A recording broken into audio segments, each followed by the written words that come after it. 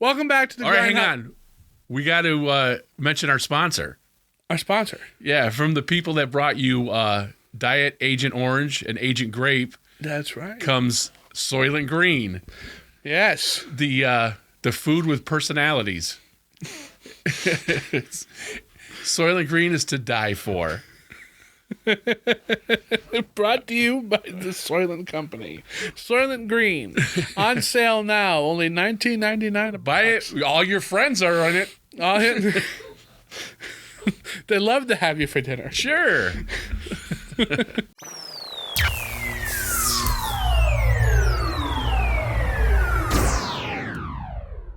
Soylent Green is a 1973 American dystopian thriller film directed by Richard Fleischer. Is that how you pronounce Fleischer. it? Fleischer. And starring Charlton Heston, Grindhouse alumni. Richard Fleischer is an alumni, too. Oh, what did he do?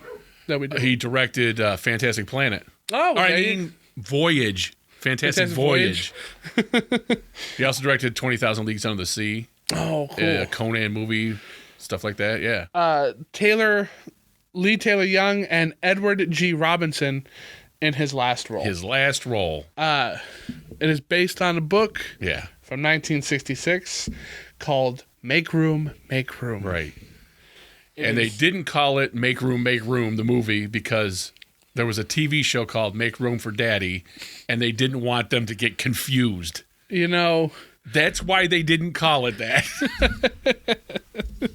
Welcome back to the Grindhouse Podcast. I am your host, Cheese Film, and joined from me, only for a little bit longer before he is sent off to the factory, is Mr. Hecubus. I'm going to go home. I'm going home. We are talking about a classic sci-fi horror movie today. I'm so pissed now at Randy Official. Why? Because the pictures I had, I was specifically to illustrate things. Go ahead. I'll try to get them in post. We're talking about the classic, probably one of the classic sci-fi stories. Really. It is, and one of the classic spoiler twists. Yeah. So I guess, spoilers for a movie that came out in 1973. Yeah. That it's in the zeitgeist so thick. This is my actual first time watching this movie, and I already knew everything that was going to happen because this movie is so ingrained in our culture. Well, you didn't know what was going to happen, but you knew the big deal, the reason for the whole movie, because I did too. Before I saw it years and years ago when I was young, and the reason I watched it was because, I already know the twist, but people, you know what I mean? Why would still want to watch the movie? Right. And I think it's a good movie. It's a great movie. It's a really good movie. And just upstairs, I was thinking, this is kind of the movie. Everybody says sci-fi movie and that, but the movie is a detective movie. Yes. And he's kind of Philip Marlowe-y, Charlton Heston is. There's a murder, and he's trying to solve who killed this guy, or why this guy is dead, I should say, because he might off himself. He rigs it up himself. Right. So he just wants to get to the bottom of it. Yeah. And that's it's just a job for him. The kind of story it's kind of like a sci-fi film noir. Yeah, it kind of is. And to be fair, up until he goes to the factory, this was all new ground to me. I didn't know this is how the movie was going to be. I thought the entire thing was investigating where the people are going. Yeah, like all that kind of stuff. Maybe like in Halloween 3 where there's a commercial on TV. Yeah. There's stuff for Soylent Green. It's everywhere. And they're shoving it down your throat so that the reveal at the end is that it's what it is. Right. But no, this was a very relaxed, laid back, almost straightforward detective movie, and I wasn't expecting that at all. Is. And he doesn't, because it takes place in the future. 2002. Is it 2002? It's 2002. I looked it up before we started. I thought it might have been 19. No, 2022. I'm sorry, 2022. Yeah, 22. And he's got that cap on. He doesn't look like a cop, and he's a cop. He doesn't look like a cop at all, almost to the point where if I was any of the people he was interrogating, I would think he's stole a badge or faked his credentials. I almost was also watching this and kind of could see Peter Weller doing this role. Sure, I can a little see Peter bit better Weller than Charlton Heston. Well, if you like Peter Weller better than Charlton Heston, I guess. Which I don't really, but I watched Naked Lunch not too long ago, and he plays not anything like this, but he plays a character in there that I could almost see. Peter Weller? Yeah, in Naked. Have you seen Peter Weller? I mean, Naked Lunch. Oh, I fell asleep in it. I don't know how you could. That movie keeps your attention like that. It's wild. It's a Naked Gun? Naked Lunch. Oh, you said Naked Gun. No, it's a Naked Lunch. I think you said no. Anyway, yeah. No, I've seen Naked Lunch lots of times. Yeah, with the bug. Yeah. And the alien. Yeah. He played Will Lee. He plays William Burroughs. Yeah. That's why he talks like that and acts like that. You got to do Naked Lunch, man. I'm going to stop talking about it now. That's a great movie. Because I could just, we're talking about Soylent Green. But like his character in that, I don't know, maybe it's how the movie was lit or something. I can just see him doing Charlton Heston's part in this. And maybe even a little better because Charlton Heston in this, they say he wasn't playing himself, but I kind of think he was. Yeah, I get what you're saying. Like a lot of times, like Jack Nicholson's a great actor. But he's Jack Nicholson. He's always Charlton Heston. Yeah. He always is. It's just Charlton Heston can't see through it. Yeah. Like I was watching this and like he's a talks through his teeth kind of guy. Kind of sometimes, yeah. I wonder if they can hear that. I wonder too, but oh well. They're playing up there and it's directly above us. Animals. I lost my train of thought. Charlton Heston in Planet of the Apes, even how he talks is very similar to how he's talking in this. Like it's almost like he's not doing the acting part. He's just saying the words. Yeah. Yeah. And I don't even know if I would go as far as to compare him to like Marlon Brando or anything like that, because Marlon Brando, deja vu, by the way, up until the end there, got into his roles, and he wasn't just. Yeah, right, yeah. Well, he was a method actor. Charlton Heston was not a method actor. And lots of times the method and the old school didn't mesh well. Like those old school people hated method actors. It's kind of wild. Oh, guess what I found out? What? I don't remember what we were talking about a few episodes back about the first X-rated movie.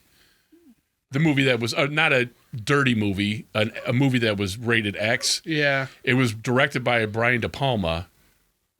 Oh, it's like called Challenge or something like that. Challengers. And it's got Robert De Niro in it. Oh, look at that. Yeah. Rated X? Rated X. Wow. And it was Brian De Palma's first movie. You leave it to Brian De Palma to make a movie like that. He's a pretty white knuckle guy, I feel like. Yeah, he's good. He's good. Yeah. But I kind of want to talk about just the world building in this because I think it's insanely well done. Yeah.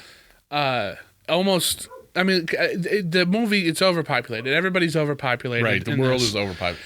There's at one point, have you ever heard of a Megalopolis? For real? Not just a movie? No.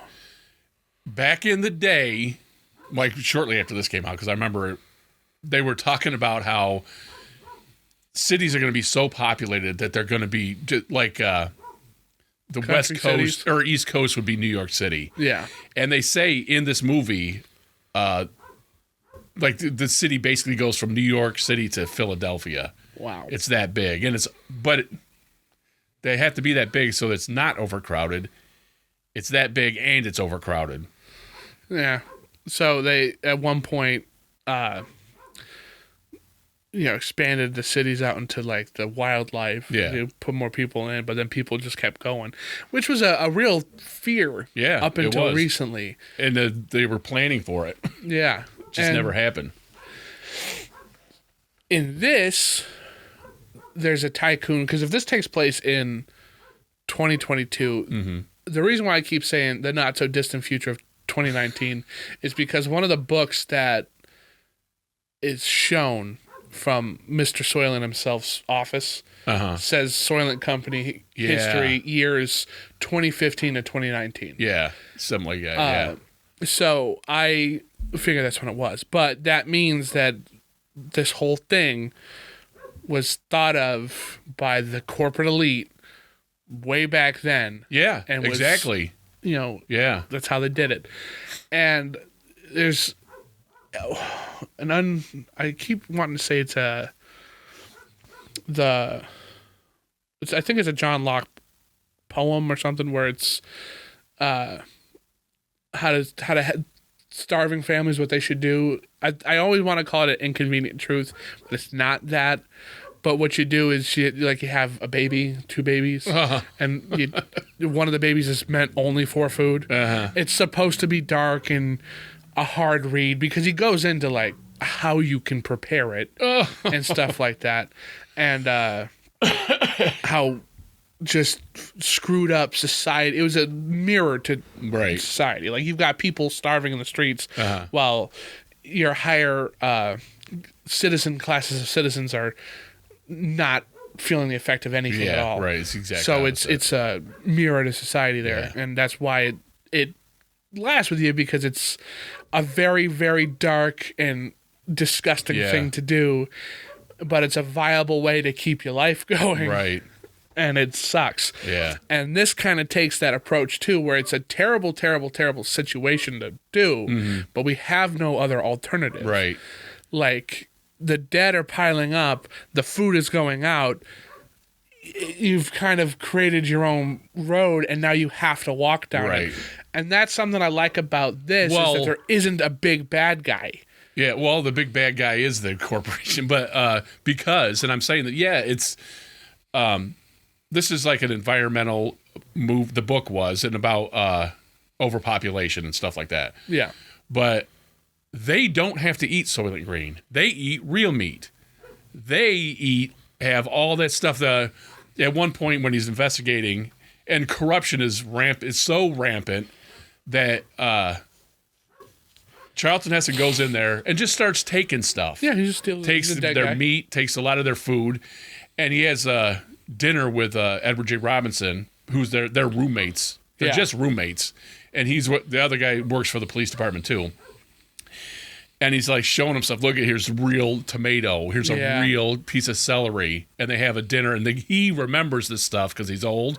And Charlton Heston never had it in his life. Well, he's old enough, kind of like how you were saying 2 episodes ago, where he was probably in this universe. It's set in 2022. Right.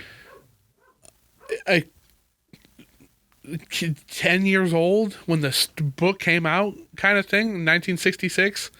Right, you know what I mean? Edward G. Robinson. So he would have had a real appreciation for a lot of this stuff before it started going exactly. That's what I was talking about with the world building. Yeah, all that kind of stuff. It enriches it. It does. When he says here the spoon that he nabbed from the apartment. Yeah, with the strawberry stuff on it. He takes it out of his pocket and he just eats it. Yeah, it's a linty spoon, but it's from his pocket. It's such a delicacy and like a thing, you don't waste it. Right. You know? Yeah.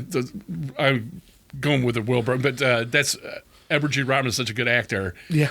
He's like, oh, that's strawberry. The way he does that, it was really great. And Charlton Heston has no idea what that is. Yeah, no idea. He has no clue. Yeah. They get a big piece of meat and they cook it. There's like 4 meals or something with that thing. And they have a whole scene with it. A whole scene with that meal. A whole really course cool. meal, and they down this whiskey like they're drinking this whiskey. Right. Like it's water, and it's the indulgence of something that you couldn't fathom ever having. Right. It's like going to the bathroom on a gold toilet. Like there's no normal person would ever be able to fathom that. Right. But there is a bad guy being the big evil corporation, but like the head of the big evil corporation whacks himself. Yeah, he has the guilt. Like he's like not you were saying, a final confrontation. There's a problem, and here's the solution. Right. But I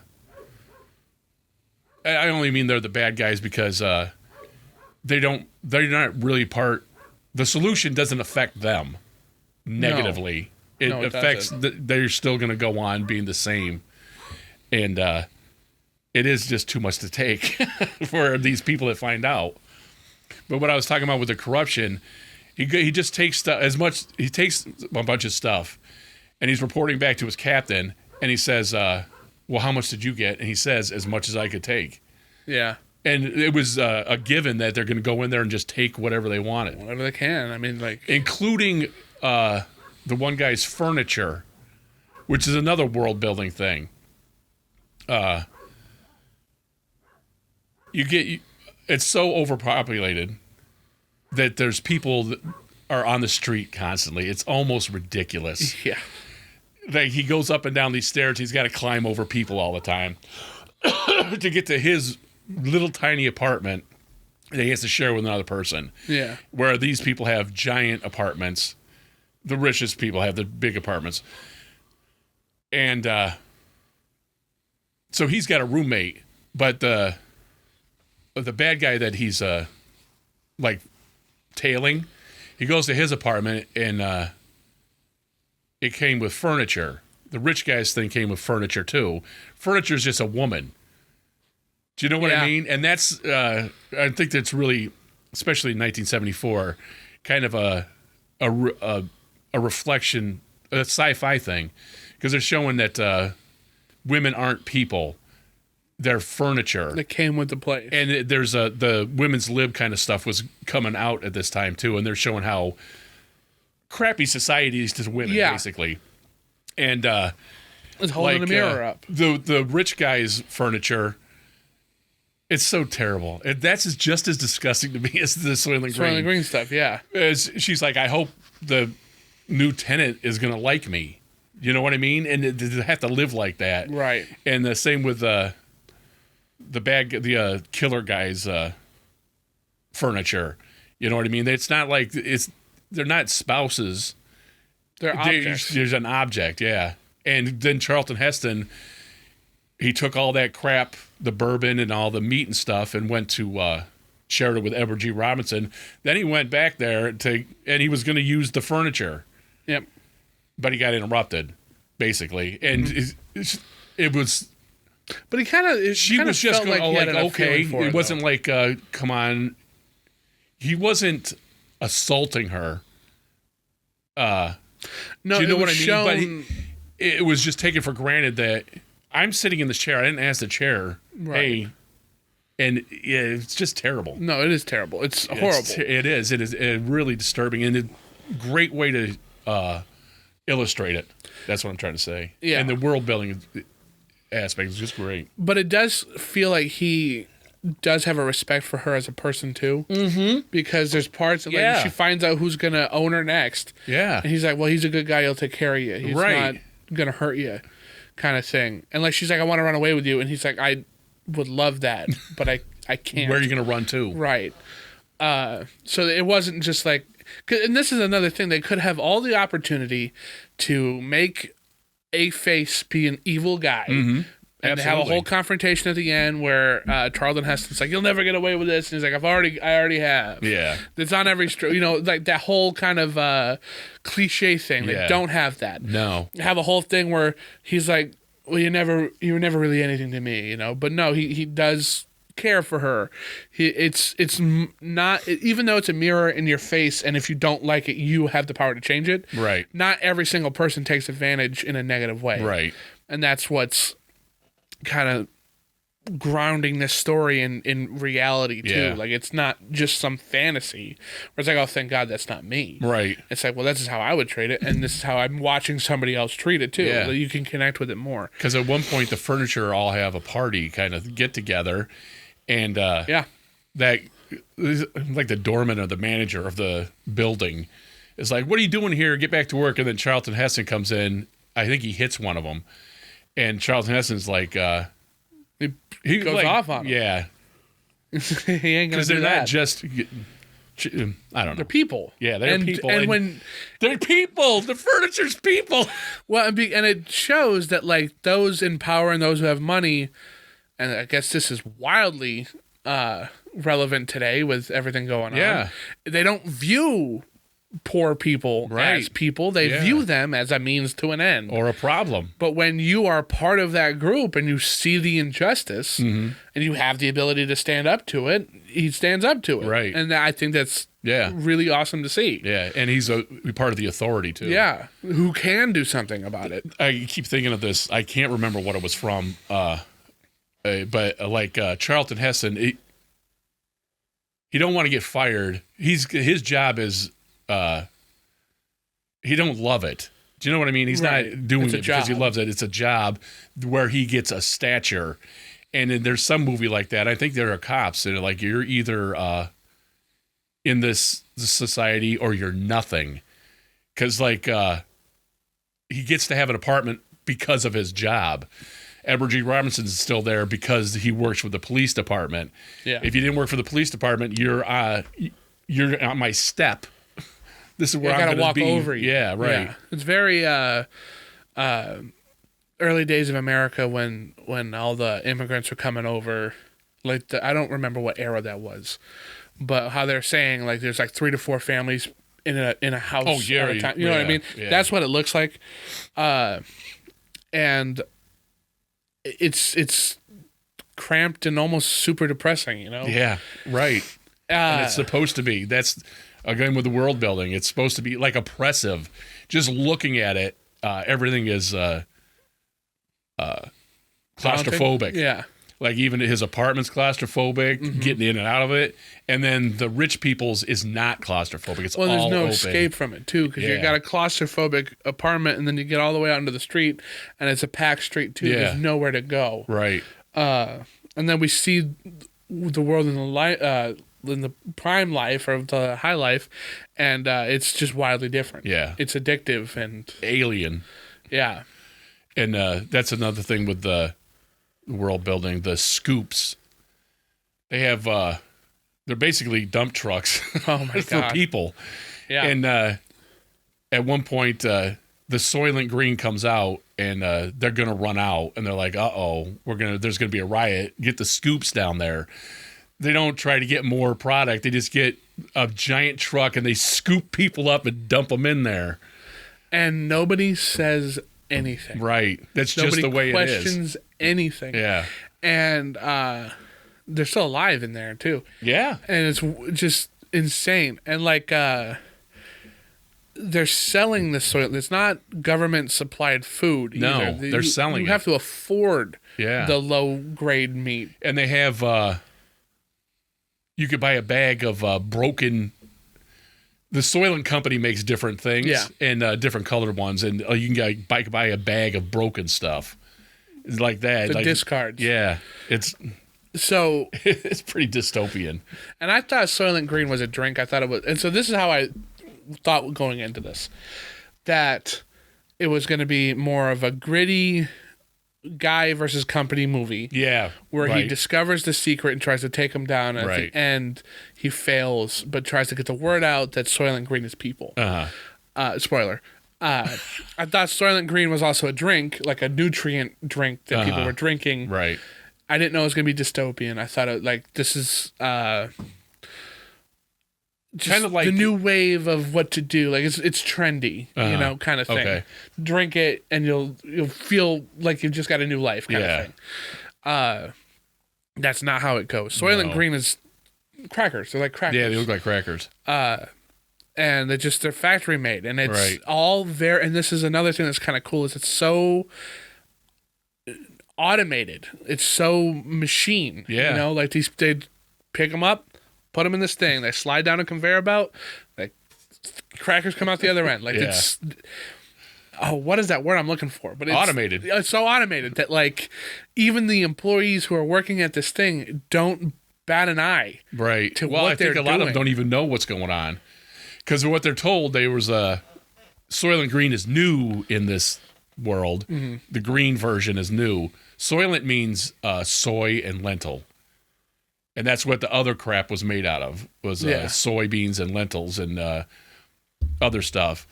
So they got a new way to harvest fish and kelp and seaweed, that kind of stuff, and they make it into Soylent Green.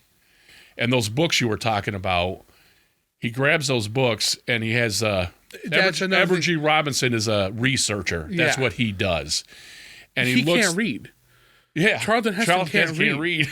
That's another thing that's really cool in the world building, is that he gives him to the researcher guy. He's an old man who knows all these things, but he's also one of the few who can still read. Right. And like they have judges, or the library he goes to has the other old people that can read. Yeah, basically, and that's what it is. The world has basically ended, and the skills are not being passed down. Right. Yeah. And I thought that was really cool. It's like they don't even bother at all with that much because... But he lives with the guy. He could have learned how to read at any point. Yeah, right. He didn't. There's no need to. Nope. I got you. Right. For a while. So he gets those books, and it's the Soylent Company's research into stuff, and it turns out they had... the oceans are dead. There's nothing in them. So what's this Soylent Green made out of? And... the main, the guy who's dead, that's how it's a detective who he traces his steps, and he goes and talks to a priest, and you see like everybody that knows is just totally effed in the head. Yeah. Like the priest, he's like, when he goes to interrogate him, he's just like, I don't know. It's this stuff. I don't know. And he kind of doesn't get it. That priest could have told him everything right then. Right, but he's so... Yeah. Because what are you going to do? What are you going to do? What are you going to do? There's nothing you can do. You're stuck now. And now you know. When Edward G. Robinson finds out, then he's like, I'm just going to go home, which is a place where you can't say certain words on certain things, but it's a suicidatorium. Yeah. And it's, pleasant. You go in there and... they show you pretty pictures. Right, whatever the stuff. He gets to pick the music he listens to. And then they take those people and reuse them. They recycle them. And they show them that's going into a big vat. Yeah. And a lot of the process of... And then you say the people go in and the green tiles come out. Mm-hmm. And, there's some workers there who, find Charlton Heston and try to stop him. Yeah.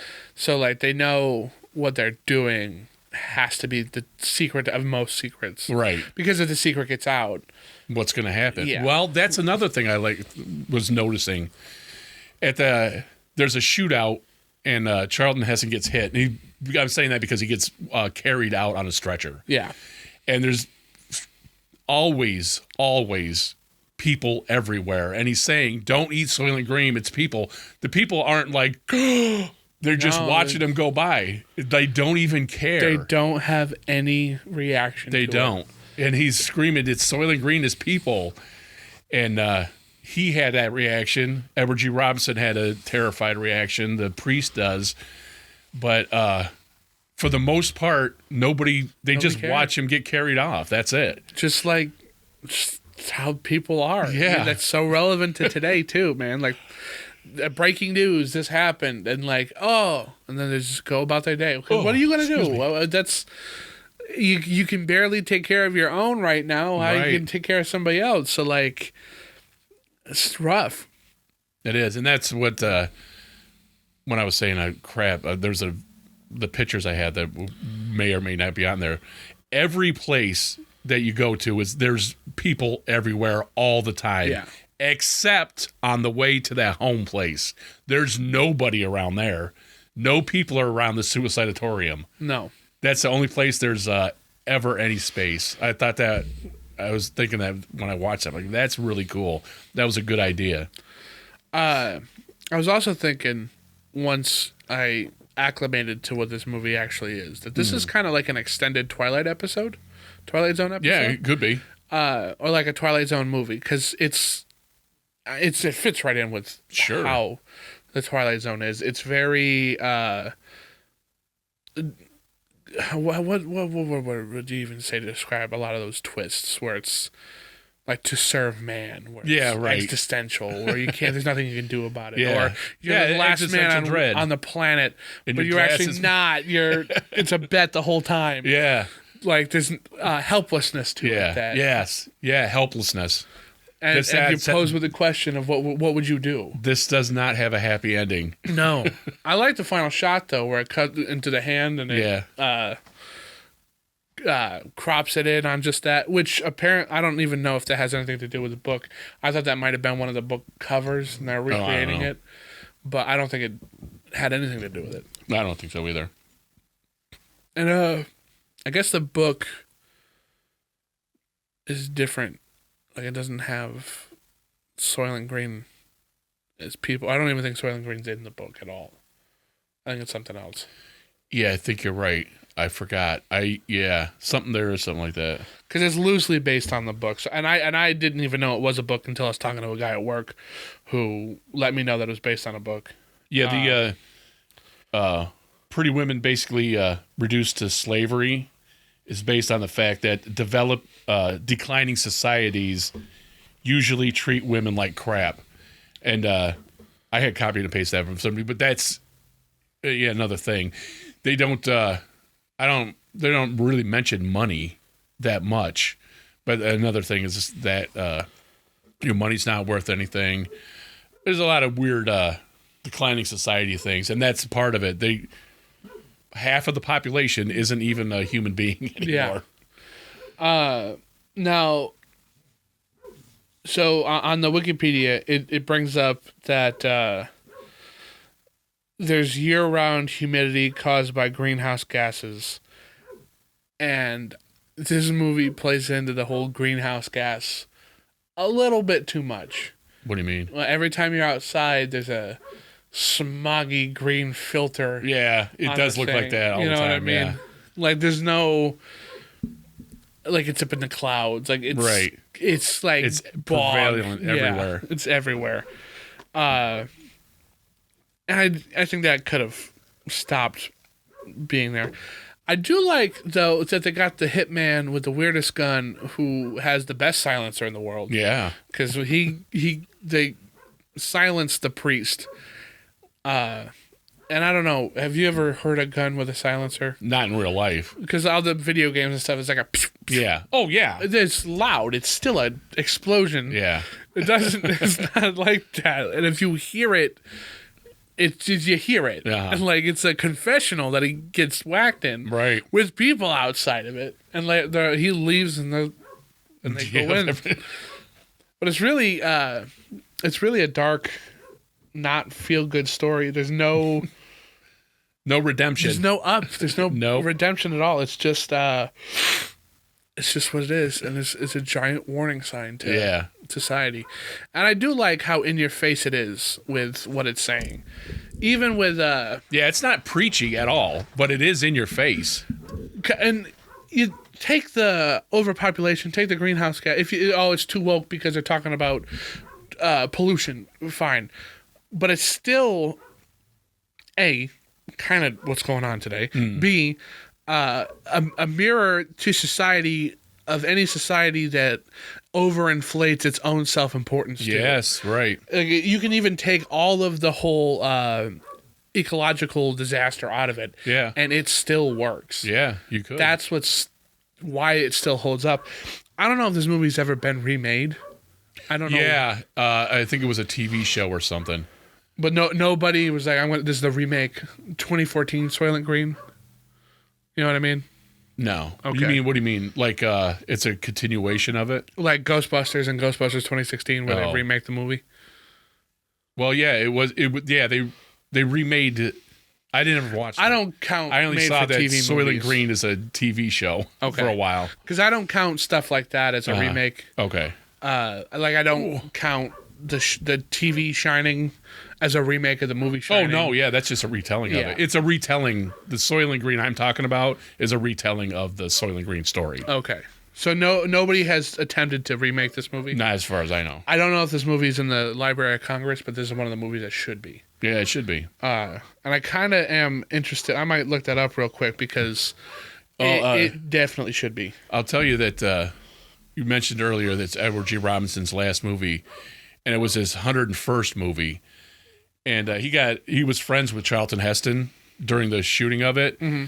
And nobody knew that he was dying. He knew he was dying, but he didn't tell anybody. and he told Charlton Heston.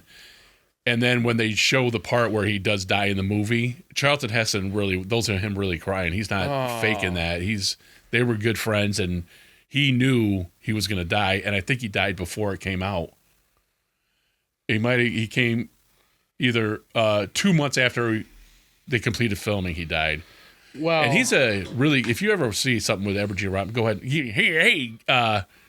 Yeah, see? See, he's not. Is that really, him? Yeah, that's where you're making fun of him. Yeah, see? Yeah, see? And he's a good actor. And he's a good actor in this, too. I think everybody does a good job acting in it. And I like the set design, all that stuff, especially he is the guy from Little Caesar, yeah. Yeah. He's also in Double Indemnity. I didn't know that. Yeah. He's a lot of films. He's in 101. 101 movies. He was in the Ten Commandments. I just recently saw that. That's another Charlton Heston one. That's a good one. A Hole in the Head. You've seen the Ten Commandments before that, just so you know. I just recently watched the Ten Commandments again. Okay. Not for the first time. I've seen the Ten Commandments. I know. Here, watch this. That's how I know. That's got great special effects in it, too. But it's a little poetic that this was his 101 movie. 101. This is our 101st. Oh, you're right. Episode of the show. Holy cow! What is the universe doing? We did not plan that. I think that's kind of funny. Also, Soylent Green is in the library. It is? It is one of the movies that was deemed relevant. Yeah. So that ought to tell you something. Yeah. You already know the twist. It's still a good movie. Everybody knows the twist. Right. Everybody knows. Diet Soylent Green. But I knew it. I knew going into it, but I still watched it and was still like, wow, this is not the movie I thought it was. Yeah, it was. No idea. And I think there's a lot for each person to get out of it too. I think so too. Yeah, it's art. It's art. It's art that you can look at it through a different lens too. Because you and I are basically at like Control C, Control V. So to have somebody else who's not just a copy, right? Take a look at it would be interesting because it's that poetic. Prophetic, whatever that word is. I'm not good with vocabulary. And when I first watched it, I wasn't really. This time when I saw it, I was noticing that this is a detective movie, film noir style detective movie. Yeah. And when I first watched it, I didn't think that, but I was like, "Wow, that's such a good movie." It's good. I was very impressed at how good this movie is. I was too. Because I kind of dreaded watching it because it's old. Well, no, I love old movies, but when the footage started showing up, and I was like, "Oh, this is kind of like a dirty, smudgy, not gonna be able to see anything kind of movie." Oh yeah, I don't really like those ones. Yeah, where you had a low budget, you got what you got, and this is what you're doing. Especially because I'm watching this on a DVD that was just part of like a pack of sci-fi movies. Right. It had no upscaling to it, had nothing like that. No upscaling. What it was is what it was. But the cinematography was actually really well done. The sets I thought were really cool. I like how in the year 2022 they thought the world would look like 1973. Yeah, they don't really try to futurize it. Yeah, and I still think it kind of works because it's not. It totally does. It's not what we do today, but it's not far off from normal. A lot of stuff there, there's no. I don't think even in 1,000 years from now we're going to be able to teleport from here to space or from here to over there. It's not like that. But I don't think he ever uses a telephone. No, he uses a payphone. Movie. Yeah, he uses a payphone. There's no payphones anymore because there's not. There's not a real disconnect, I think, because some sci-fi stuff. There's not flying cars, or tubes and stuff. It's grounded. Like if you found out something like I don't know, what's a generic movie? Just something run of the mill. I almost said Jurassic Park because that's what's on the mind, but not that. But like The Godfather takes place in 2030. Yeah. Okay. Yeah. It's not futuristic enough to be different. It's still distinct enough to not be the time period I'm living in, but it's not exactly unbelievable. Yeah. Right. It's not fantastical. Yeah, it's just what it is. Yeah. And it's a refreshing take on the future where society hasn't evolved to the point where we are under where we should be. There's no flying cars. Yeah. And everything's chrome. But it's also, just want a different kind of world than this one's got. Right. Yeah. Maybe a little fantasy would help. I don't know. Refreshing. Get some refreshing Soylent Green. I just mean that, because the last one we watched took place in 2031 or something like that. Yeah, 2131 or something like that. Yeah, way off in the future. Yeah. And, we're not going to have dome cities with a computer that dictates whether you live or not. Yeah, right. You might. Who knows? But it's not realistic enough to where I'm like, yes, that's the future. Right. That could have been on a whole nother planet, whole nother dimension kind of thing. That could have been in not something. even humans. Yeah. And this is human. He's living in New Jersey. Right. And their clothes, it's like they stopped making clothes. Yeah. And everybody's just wearing the last thing they had. That's all they had now. I also like how the movie portrays him as a good guy and not just somebody taking advantage of situations. Charlton Heston. Yeah. Like how we talked about where he does actually have feelings for the lady. Yeah. And doesn't just see her as an object. The police captain or his commanding officer is a corrupt guy and tells him to stop investigating the thing. And he's like, I'm not done with this. Yeah. There's still loose ends. I'm not giving up on this. This is not going to be a case closed when I'm not satisfied with the answer. He can't be paid off kind of thing. Right. And it's kind of like a save the cat situation in filmmaking. Do you know what that is? No. Where you can have a morally ambiguous character so long as they save the cat, which is a creature who is nothing. It can't help itself. Or save the babies thing. One of the most in-your-face examples of this is in Hellboy when he's fighting the dog monster and there's a box of kittens just sitting there and he's got it under his arm the whole time. That's the thing. So you can in Hellboy 2 when he's like, what's he gonna do with the cat? What's with the cat? And he can't not act. You save something that is an innocent thing, essentially. So you can be the world's biggest jerk, right? But you still have a good heart because you saved this thing. It makes you instantly redeemable, right?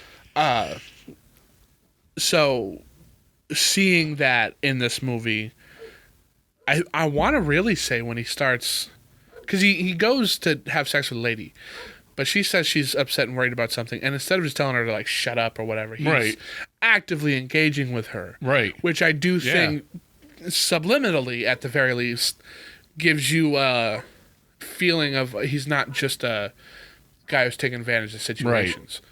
So he took what he wanted from the apartment, but he's not just going to take what he wants from. He goes there to take what he wants, but it doesn't work out that way. And he's not like. Well, he's there for information too. They're going to have a meeting. They're having a meeting in the bedroom.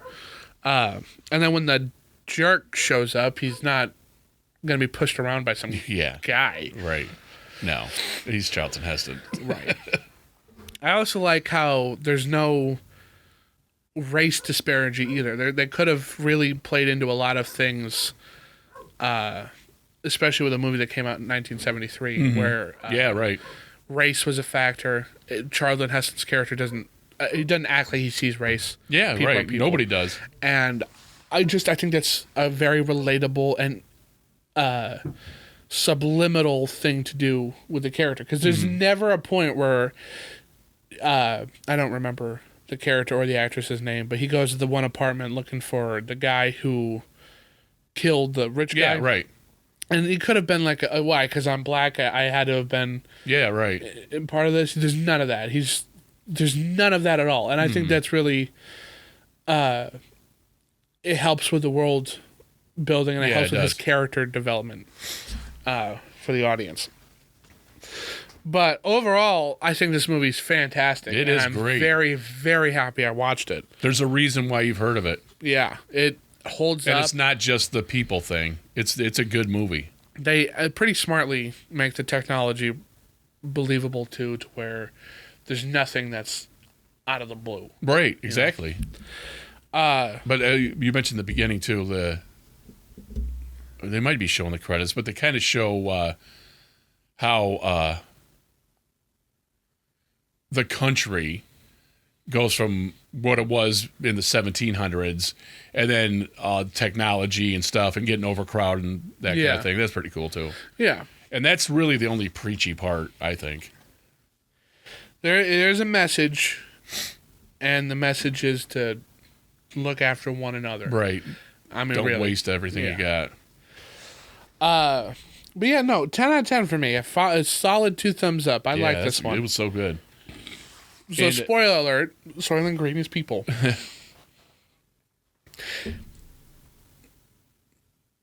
You blew it up! What else does he say? He says something like that, too. Another thing. Charlton Heston? Yeah, I think. It's got another yell. Oh. Iconic yell. I was thinking of that when you blew it up. Okay. The Planet of Days one. But he's a real talk through your teeth kind of guy. Do you have any closing remarks? He's good. No, I had something. I don't know why I have it on there, and it's that. It don't mean nothing. Okay. Well, this has been our 101st episode of the Grindhouse Podcast. Randy, unfortunately, could not have made it this week. He does have a little Soylent of his self. Yes, he does. And she's adorable. But tune in next week. We'll be talking about completely different movies than what we talked about this week. Yeah, and those two are not related. Well, we'll see. We'll see if they are related, but they're definitely not sci-fi movies. I'll tell you that. No? Okay. They're not sci-fi. Have you seen either one of those? I forgot what the second one was. Of them. I know it. Yeah, I know. I've seen the second one. Okay. Because I haven't. And I have seen the first one. I have not seen the first one. I still have your copy. Uh-huh. See, what we plan a couple ahead. Right. And now we're going to watch these two this week and get our shit together. Well, I forgot what the second one was. But I'm pretty sure I've seen it. I'm pretty sure you've seen it too. And I'll tell you after the camera's cut. Okay. But tune in next week because we've got some exciting things going on. Everything's exciting. Every week's exciting. Everything is exciting. It is. Like and subscribe. Smash that follow button on all platforms where you listen to podcasts. I have been Cheese Film. And I am Hecubus. And this is the one and only... Yeah, I have definitely seen the second one. Yeah, I thought you had. It's a good one. Grindhouse Podcast. Cheese Film. Out.